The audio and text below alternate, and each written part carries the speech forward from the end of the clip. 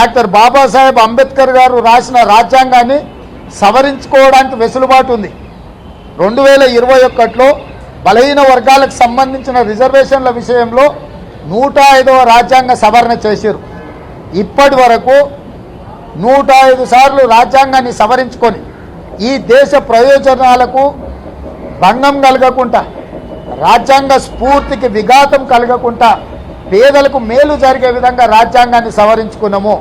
నిజంగానే ఈ రాజ్యాంగంలో దళితులకు, గిరిజనులకు, బలహీన వర్గాలకు, మహిళలకు, లేకపోతే చదువుకున్న యువకులకు ఇంకా ఏదైనా మేలు జరగడానికి కేసీఆర్ గారి దగ్గర ఆలోచన ఉంటే ఆ ఆలోచనల ద్వారా ప్రతిపాదన చేసి పార్లమెంట్లో చర్చించి రాజ్యాంగాన్ని సవరించుకోవడం ద్వారా హక్కులను కల్పించడానికి అవకాశం ఉంది. కానీ ఇది ఏదీ లేకుండా ఉన్న రాజ్యాంగాన్ని రద్దు చేసి కొత్త రాజ్యాంగాన్ని రాసుకోవాలన్నట్టు. ఎవరి ఆలోచన ఇది? బీజేపీ ఆలోచన. బీజేపీ ఆలోచనను కేసీఆర్ ప్రతిపాదిస్తున్నాడంటే దీన్ని ఏ రకంగా చూడాలి? అంబేద్కర్ గారి రాజ్యాంగంలో దళిత గిరిజనులకు రిజర్వేషన్లు ఉన్నాయి అంటే రాజ్యాంగాన్ని రద్దు చేయడం ద్వారా దళిత గిరిజనులకు కల్పించిన రిజర్వేషన్ హక్కులు, ఉద్యోగాలలో, విద్యలో వాళ్ళకు కల్పిస్తున్న రక్షణ, నిధులలో వాళ్లకు కేటాయింపులు, నిధుల కేటాయింపుల్లో జనాభా దామాష ప్రకారం వాళ్ళకి ఏదైతే నిధులు కేటాయించాలని రాజ్యాంగంలో పొందుపరిచిందో, చట్టసభలలో వాళ్ళకు ప్రాతినిధ్యం ఉందో వాటన్నిటిని కూడా రద్దు చేయాలనే కుట్ర బీజేపీ ఏదైతే చేస్తుందో ఆ కుట్రకు కేసీఆర్ గారు వంతబాడినరు. నిన్న మొదటి విషయం కేసీఆర్ గారు మాట్లాడిన దాంట్లో సారాంశం రాజ్యాంగాన్ని రద్దుపరచడం. రాజ్యాంగాన్ని రద్దు చేయాలన్న ఆలోచన ఎన్నో సంవత్సరాల నుంచి బీజేపీ ప్రయత్నం చేస్తూనే ఉంది. ప్రజల నుంచి తిరుగుబాటు వచ్చినప్పుడు, ప్రజలు బీజేపీ మీద పోరాటం చేసినప్పుడు వెనక్కి తగ్గుతుండ్రు. ఈసారి బీజేపీ వాళ్ళ ప్రతిపాదన లేకుండా కేసీఆర్ గారితో నా ప్రతిపాదనను ముందు పెట్టిండ్రు. ఈరోజు కేసీఆర్ చేస్తున్న కుట్ర దళిత గిరిజనుల యొక్క రిజర్వేషన్లు రద్దు చేయడము, వాళ్లకు రాజ్యాంగపరంగా కల్పిస్తున్న హక్కులను కాలరాయడానికి. దళిత గిరిజనులే కాదు, ఈ దేశంలో ప్రజాస్వామ్యబద్ధంగా ఎన్నిక అవుతూ ఈ దేశ ప్రజలకు అందరికీ సమానమైన హక్కులు, అవకాశాలు, జీవన ప్రమాణాలు పెంచడానికి ఏదైతే రక్షణ ఉందో రాజ్యాంగంలో ఆ స్ఫూర్తిని దెబ్బతీయాలనేది అయితే బీజేపీ ప్రయత్నం చేస్తుండ్రో ఆ ప్రయత్నానికి పూర్తి స్థాయిలో కేసీఆర్ గారు మద్దతు పలికిండ్రు. కాబట్టి కాంగ్రెస్ పార్టీ రాజ్యాంగం రద్దు చేయడం అంటే ఈ దేశ ప్రజలు 140 కోట్ల మంది యొక్క హక్కులను కాలరాయాలన్న ఆలోచన కేసీఆర్ గారికి వచ్చింది. అందుకే కాంగ్రెస్ పార్టీ పిలిపిస్తుంది. ఈరోజు అన్ని మండల కేంద్రాలలో, జిల్లా కేంద్రాలలో అంబేద్కర్ గారి విగ్రహాల ముందు కేసీఆర్ గారి దిష్టి బొమ్మ తగలబెట్టాలి అని చెప్పి కాంగ్రెస్ శ్రేణులకు పిలిపిస్తున్నాము. అదేవిధంగా కాంగ్రెస్ పార్టీ శ్రేణులకు గాంధీ భవన్లో రేపు ఎల్లుండి 48 గంటల దీక్ష చేయడం ద్వారా రాజ్యాంగం రద్దు ఆలోచనను బేషరతుగా ఉపసంహరించుకోవడమే కాదు, ఈ దేశ ప్రజలకు కేసీఆర్ గారు క్షమాపణ చెప్పాలి. ఎందుకంటే ఈ దుర్మార్గమైన ఆలోచన రాచరికపు పోకడలను పెట్టుబడిదారుల చేతుల్లో బందీగా మారి అదానీ, అంబానీ లాంటి కుబేరులకు దేశాన్ని తాకట్టు పెట్టాలనేదైతే కేసీఆర్ ప్రతిపాదన తెచ్చిండ్రో బేషరతుగా దేశ ప్రజలకు కేసీఆర్ గారు క్షమాపణ చెప్పాలి. రాజ్యాంగ రద్దు ఆలోచనను ఉపసంహరించుకోవాలి. రాజ్యాంగ రద్దు గురించి ఒక్క మాట మాట్లాడిన కేసీఆర్ నాలుక కోయడం జరుగుతుంది దేశ ప్రజలు, ఈ దేశ యువకులు. ఎందుకంటే ప్రపంచ దేశంలోనే ఒక ప్రజాస్వామిక దేశంగా గుర్తింపు, గౌరవాన్ని తీసుకొచ్చిన దేశం భారతదేశం. అలాంటి భారతదేశ ప్రజలను ప్రపంచం ముందు గొప్పగా నిలబెట్టిన రాజ్యాంగాన్ని రద్దు చేయాలన్న ఆలోచన దుర్మార్గమైన ఆటవిక చర్య. కాబట్టి ఈరోజు అంబేద్కర్ల దగ్గర కేసీఆర్ దిష్టి బొమ్మలు తగలబెట్టడం, రేపు ఎల్లుండి గాంధీ భవన్లో నిరసన తెలుపుతూ దీక్ష చేయడానికి కాంగ్రెస్ పార్టీ నిర్ణయించి శ్రేణులకు పిలిపిస్తున్నాం. ఎక్కడికక్కడ టీఆర్ఎస్ శ్రేణులను నిలదీయండి, టీఆర్ఎస్ మంత్రులను నిలదీయండి, దీక్షకు పూనుకోవాల్సిందిగా కాంగ్రెస్ పార్టీ విజ్ఞప్తి చేస్తుంది. అదేవిధంగా నిన్న పూర్తి సారాంశంలో నరేంద్ర మోడీ రహిత రాజకీయాలను ముందుకు తీసుకొస్తా, ముందుండి కొట్లాడతాను కేసీఆర్ గారు ప్రగల్భాలు పలికిండు. కానీ చివరాఖరికి ఏం చెప్పిండే? ఉత్తరప్రదేశ్లో బీజేపీ గెలుస్తుందని చెప్పింది. అంటే ఏమన్నట్టు దీని అర్థం? ఉత్తరప్రదేశ్లో బీజేపీని ఓడించడం ద్వారా మోడీ మదాన్ని తగ్గించాల్సిన కేసీఆర్ గారు ఆ ప్రయత్నం చేయకుండా కొన్ని సీట్లు తగ్గితే కానీ మోడీ ప్రభుత్వం వస్తుందని చెప్తుండు. ఈయన మరి అష్టసాముద్రికం చూసిండా, చిలక జోషం చెప్తున్నాడా, లేకపోతే మోడీకి పెట్టుబడి పెట్టి చెప్తున్నాడా? ఏ రకంగా కేసీఆర్ గారు ఉత్తరప్రదేశ్లో బీజేపీ అభ్యర్థులను రైతులు పేదోళ్ళు నిలదీస్తుంటే తరిమి కొడుతుంటే కేసీఆర్ కళ్ళ కనిపిస్తలేదా? ప్రజలు బీజేపీ మంత్రుల మీద తిరుగుబాటు చేస్తుంటే, బీజేపీ ప్రభుత్వంలో మంత్రులుగా ఉన్నవాళ్ళు ఆ పార్టీని విడిచిపెట్టి ఇతర పార్టీలలో చేరుతుంటే బీజేపీ పతనావస్థకు చేరుకున్న సందర్భంలో ఉత్తరప్రదేశ్లో మోడీ పార్టీ గెలుస్తుంది, బీజేపీ గెలుస్తుందని కేసీఆర్ గారు మాట్లాడిందంటే కేసీఆర్ మనసులో ఎట్టి పరిస్థితిలో ఉత్తరప్రదేశ్లో మోడీని గెలిపించాలన్న ఆలోచన ఉంది. మోడీ గెలిస్తే మరి కేసీఆర్కి ఏం లాభం వస్తుందో నాకైతే తెలియదు. అదేవిధంగా ఉత్తరప్రదేశ్లో అసదుద్దీన్ ఓవైసీ పోటీ చేస్తున్నాడు, చేస్తే మంచిదే కదా, తెలంగాణ బిడ్డ విస్తరించుకుంటున్నాడు.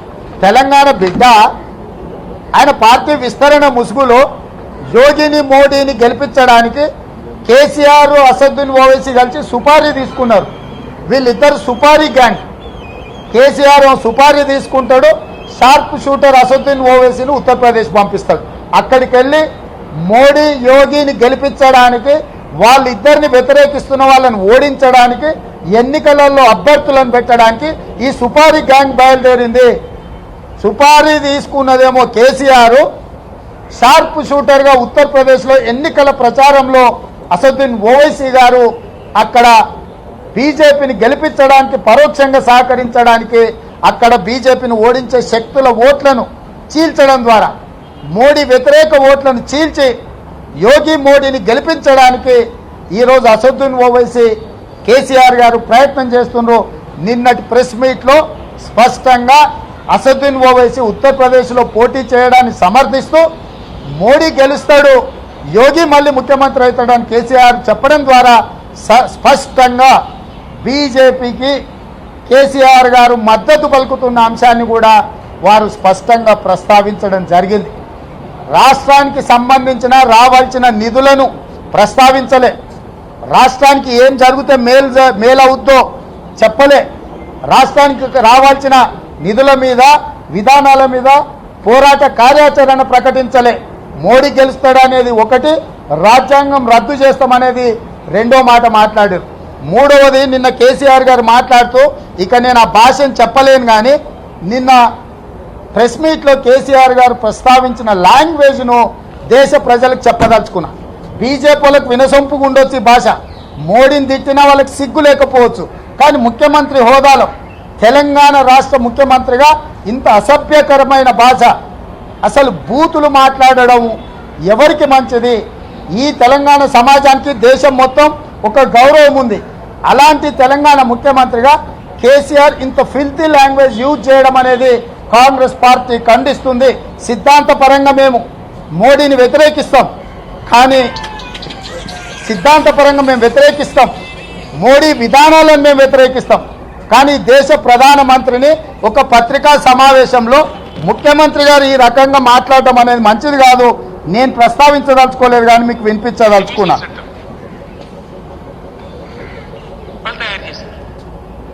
నేను పోతే వాళ్ళు మొత్తుకుంటారు నాతో, ఏ క్యా హై సాబ్ మోడీ జీ बनवा रहे बोले मोदी को मालूम तक नहीं है पंचम बना रहे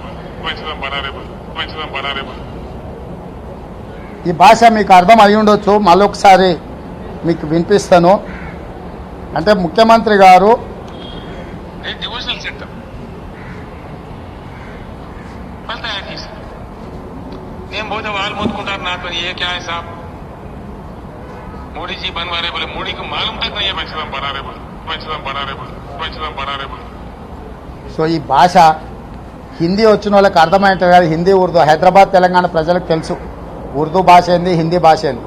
అంటే ఇంత వల్గర్ లాంగ్వేజ్ ఒక ప్రధానమంత్రిని ఉద్దేశించి ఒక రాష్ట్ర ముఖ్యమంత్రి పత్రికా సమావేశంలో ఇట్లా మాట్లాడితే తెలంగాణ పరువు ఏం కావాలి?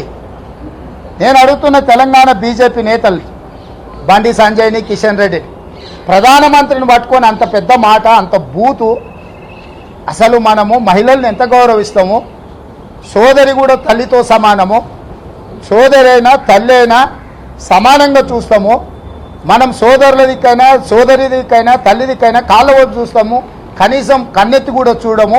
అలాంటి సంస్కృతి, భారతీయ సంస్కృతి ఉన్న ఈ దేశంలో తెలంగాణ బిడ్డగా తెలంగాణ ముఖ్యమంత్రి ఇంత అసభ్యకరమైన భాషను వాడితే ఇన్ని గంటలైనా బీజేపీ వాళ్ళు స్పందించలేదంటే అసలు వాళ్ళు అసలు నాకైతే అర్థం కాలేదు ఏం అసలు ఏం జరుగుతుంది. కాబట్టి కేసీఆర్ గారు వాడిన భాషను ఎవరు కూడా సభ్య సమాజము క్షమించదు.